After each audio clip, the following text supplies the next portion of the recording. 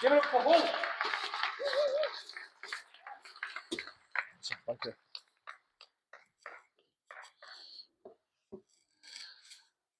Okay, so I am going to capitalise on the awesome talks from the user journey conversation on this stage this morning.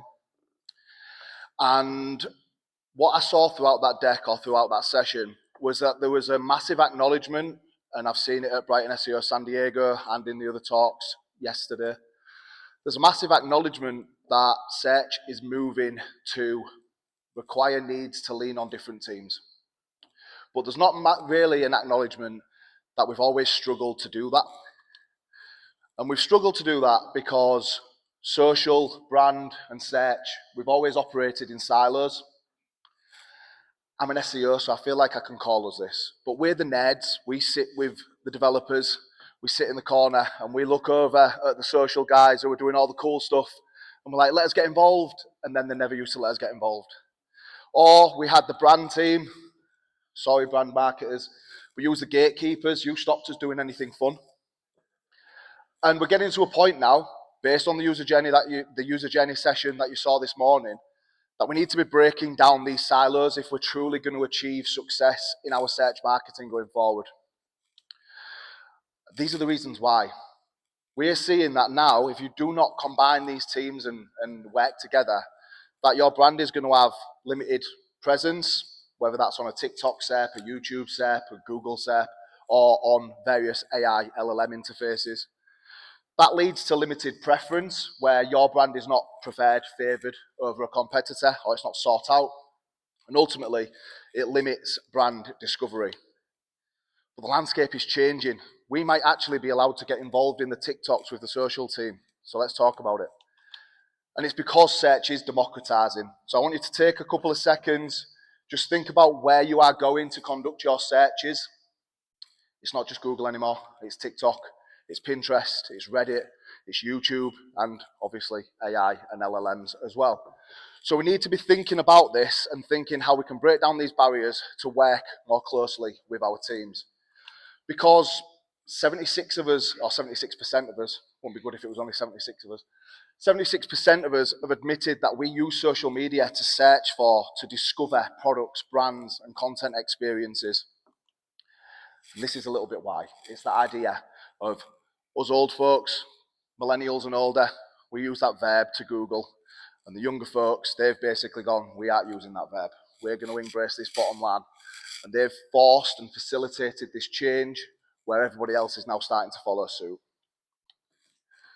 And this is because search, it thrives on existing where culture lives. So I've got some examples. I'm sure you can see a creator that you've seen on your feed or on various feeds with brands that you work with or just your own content experiences. But it's now not just 10 blue links on a SERP. It's this visual, it's this content experience that is driving search and discovery. It's multifaceted, it's multi-touch. It's not GEO, it's not AIO, EIA, whatever it is. It's search everywhere. It's search is everywhere. And it's not just in one platform over another either. 89% of us have demonstrated that we're more willing to use multiple channels when we're on a search journey. So we're not just relying on a Google SERP to give us our information. We are discovering on TikTok, qualifying that on Google, and then getting further discovery or asking ChatGPT to help us get to the end goal. Got some data, I'm sure you've already seen this. SEMrush data just confirms this, so I won't spend too long on this. But you get to see this idea that Google isn't being punished or suffering on the back of ChatGPT entering the landscape. It's actually benefiting. And what this means is that discovery relies on more than just traditional SEO. It's more than just the blue links on a SERP. And we had to change this deck because OpenAI decided that Reddit wasn't worthy of citation. So we can see that these social channels, and take Reddit out of it, are the most cited social channels or domains by AI and LLM. So this, again, evidences this point that if you are thinking about how do we appear in AI, it's been one of the massive topics of this Brighton SEO. You need to be thinking about wider discovery outside of a Google, outside of a Bing, and incorporating social media within that. And I think that this is really important because we're only just witnessing the start. Again, I should have probably had a chance to update this deck because OpenAI are very quick at rolling out changes. You will have seen these two, but then there's been that third change where they've decided to launch a browser as well. Okay, so they've now got their own Chrome browser that's going to be disrupting search, going to be disrupting the user journey as well. So yeah, search is everywhere, search everywhere. Please take note of the trademark because everyone keeps trying to steal it off me, but it is ours, I promise. Hopefully you're now seeing based on the user journey session, based on this little first 5 minutes of this talk, it's more than just SEO. Because in SEO, we talked about visibility, we talked about ranking number 1 over our competitors, but I'm here to tell you that visibility is no longer enough. A brand's goal to succeed in a search everywhere future needs to become the preferred option, the preferred choice within whatever conversation that brand is focusing on or wanting to be known for. And if we take a look at preference, we'll use a Coca-Cola example. It's a greater liking of one alternative, one brand over the others available in the space. And I can visualize this, or we can visualize this really easily. Half of the room will be thinking, I want to go grab a Coca-Cola. The other half of the room will be thinking, I want a Pepsi. And it's really easy to just get that in your head. So how do we develop preference? Well, we start to ask, okay, what goes into preference? What builds that? And to me, it's authority, it's trustworthiness, and it's having relevance to the culture that you want to be a part of, the community that you want to speak to. And when we looked at this, we decided for what we're doing with Deviation, that sounds a lot like search. But we have to ask, can it also be a social play? Can it be a brand play? And our thinking as we're moving into 2026, as we're considering how we get cited by LLMs and featured within these ChatGPT Shopify experiences or app experiences, we believe that it should be a non-siloed approach from all of these digital teams. If we can do this, we're going to be able to develop presence, whether that's on a TikTok SEO SERP, a Pinterest results page, or within citations within a chat experience on AI. We can facilitate becoming the preference. Brand, social, they can work to make us the preferred option within the conversation, and we can support that with search foundations. All of that will facilitate better brand discovery. So we're going to get into it, we're going to explore how, but first, I'm Ashley Liddell. For those that don't know me, I'm the co-founder and Search Everywhere Director at Deviation. When you start a business, you get to give yourself a job title, and it's amazing. Everybody usually goes for CEO. I decided to go for Search Everywhere Director. So, based on that first 8 minutes, hopefully we're starting to see that actually silos could be a real problem for us to achieve preference, for us to achieve success in this search marketing future. So yeah, let's see how we can get past them. The first thing is we need to unify how we think about discoverability, how we think about how our brand connects, or to use a wrestling phrase, gets over with our audience. And there's 3 pillars to that I think we can lean on. The first is the brand-led narratives. So every brand is going to have its story, or should have its story, whether that's impossible is nothing or just do it. That's the brand play. Is come up with that story that's going to drive the narrative behind our brand getting over. We then lean on search foundations because every story needs its structure, and that can come with our search fundamentals, getting that narrative over, getting that story over, whether that be through PLPs, PDPs, blog pages, whatever experiences you're driving on your website, they can give that story structure. And then finally, every good story deserves to be told. It needs to be told. And to enable that, we need to share the hell out of that story. And that's where our social search and our distribution, our amplification of our brand-led narrative and our search foundations can really come into their own. But we can take this further, because at the end of the day, we're able to do that right now within our siloed teams. What takes it further is when they all talk to each other, when the brand team comes and sees how they can integrate search and social and vice versa, we can find that sweet spot right in the middle where preference begins to occur. So yeah, should be our new connected digital team. We should be facilitating that in driving and creating what we're calling the discoverability engine. Now, I did this talk at BrightonSEO San Diego a few weeks ago, and it was great because I got to tell a load of Americans how to pronounce Adidas. It is Adidas, not Adidas. Okay, so let's imagine that we're Adidas and get into an example. Now, a Yorkshire lad butchering this name is not going to be good, but we'll give it a go. Sabusio Quebecer was partnered with by Adidas within their brand play Chasing 100. The idea was we're going to run 100 kilometres faster in an Adidas pair of running shoes than anybody has ever done before. Really strong brand narrative. I see this campaign and I say, okay, talk to me about how we can turn that into a search everywhere campaign. And here's how.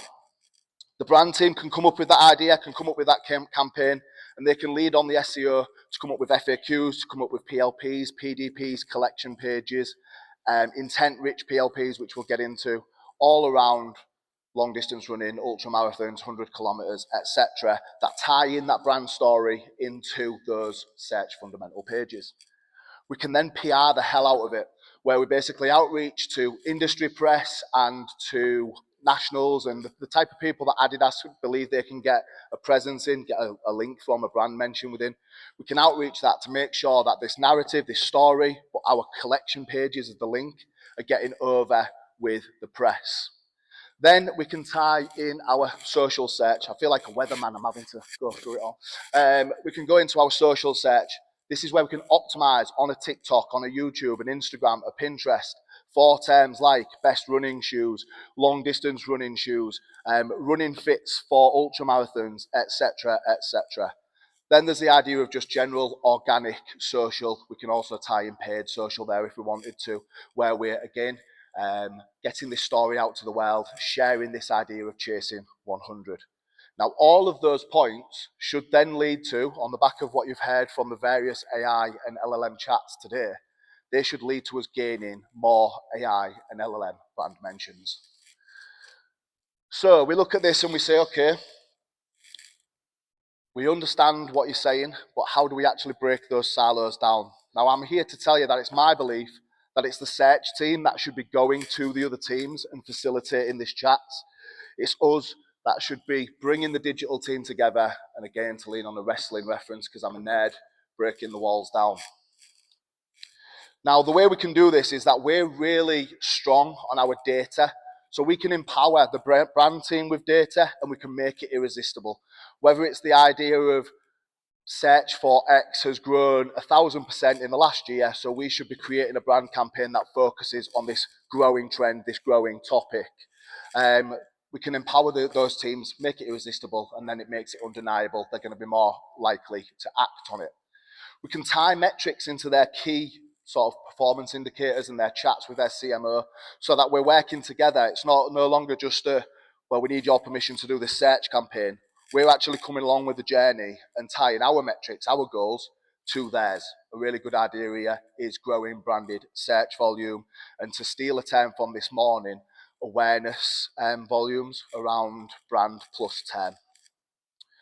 Then we can start to experiment, test and learn, and we can do it together. No longer it's brand giving search permission, and then when we fuck up, they just blame us.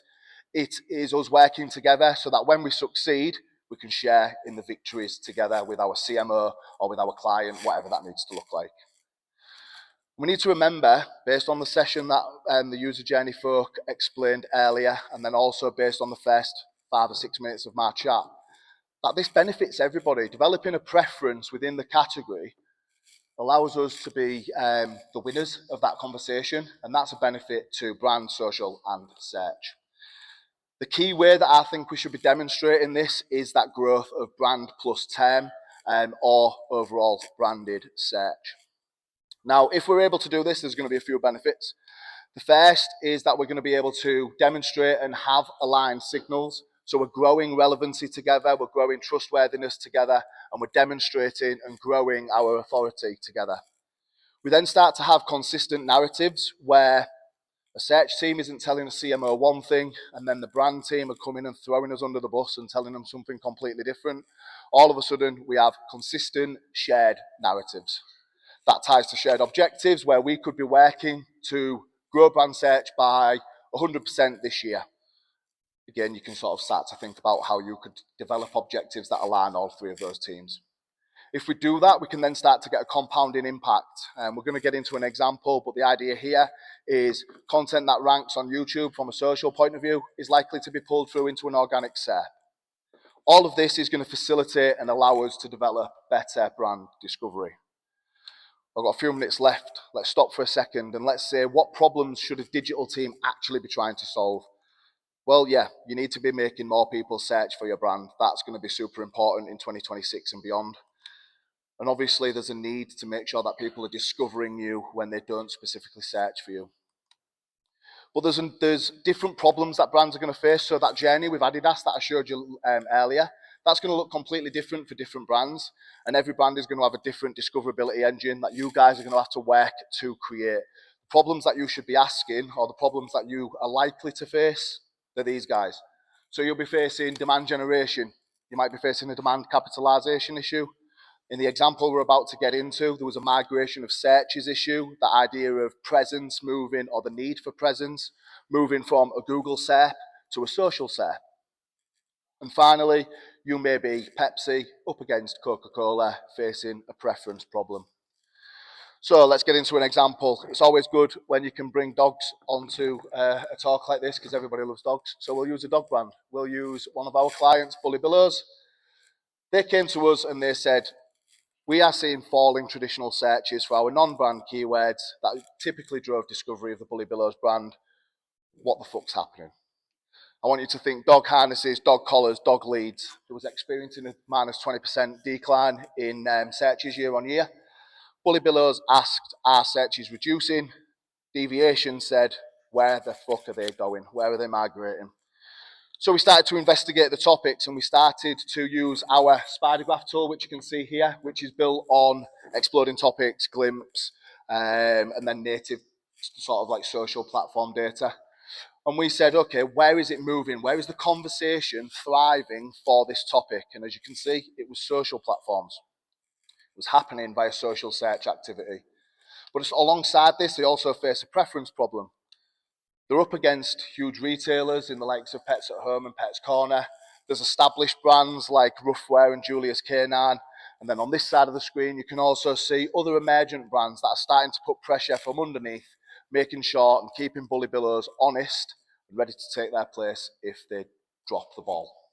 That was a good dog reference. I'm going to keep that for future. Finally, BullyBillows wanted to showcase their brand was for all breeds. It wasn't just for, as I'm guessing you can guess by the brand name, bull breeds. So we proposed a social first approach to discovery around that top of funnel, middle funnel, and then ever so slightly into bottom of funnel content. And we connected social, brand, and search. And we got to work. We briefed videos, and those videos had search everywhere briefs behind them, which meant they were optimized to appear on a SERP on TikTok, Instagram, or YouTube. And our content started to rank on traditional SERPs as well. So we supported that content by creating intent-rich PLPs. This one is specific to dachshund harnesses. They have a very particular body style, which means they need a different harness to a standard dog. So we matched the intent of that query with a specific dachshund page. And you can see the results here. I am ecstatic to say that it's no longer just a finalist at the Global Search Awards, but about 72 hours ago, we won the best use of social media in a search campaign. Woo! Thank you. Which was great. But we were also able to take it further. So we identified that there was search data that we could take to the brand team and empower a brand activation around this idea of AirTag dog collar. The brand went away and developed the product. The next step around this, well, we're going to send search everywhere briefs to our preferred creators and get them to amplify the fact that BullyBillows are addressing this need for dog safety with an AirTag dog collar. We'll PR the hell out of it. And from a social point, we will make sure that we're doing TikTok lives to introduce people to the brand with this low barrier entry product. Essentially, we'll connect social, brand, and search. Now, I've got a minute, so we're going to get through this quick. If you're getting started, this is our brand, Through Dark, that we work with. When we started with them, I started taking notes of what we was doing to break down these silos. We created an example of how you should do this and how you should break those silos down. Scan that QR code quickly, please. And that'll take you to a guide on how you can break these down. And then just to wrap up, the future of search, I want you to think about future-proofing your brand discovery. Don't just think about the current iteration of AI and LLM or the current Google SERP, because once again, we're only witnessing the start. Don't celebrate visibility. Instead, celebrate becoming the preferred choice. celebrate social, brand, and search working together. If you're going to ask me what you should care about, these are the things that you should care about. It's brand mentions, it's social search, it's community via those community platforms, and it's making sure that you create intent-rich website experiences. To finish us off, brand, you're going to be responsible for the preference. Search, we're responsible for developing presence and supporting preference. And social, they're there for that cultural relevance, distribution, and amplification. That's search everywhere. When you stand on stage, you get to quote yourself on a slide like this. So you get to say that we've always borrowed visibility, being the preference is truly earned, and that can be retained. And to finish us off, we'll finish with the Coca-Cola example that we used earlier. There's my QR code. Thank you. I'll see you again. Ashley, thank you very much.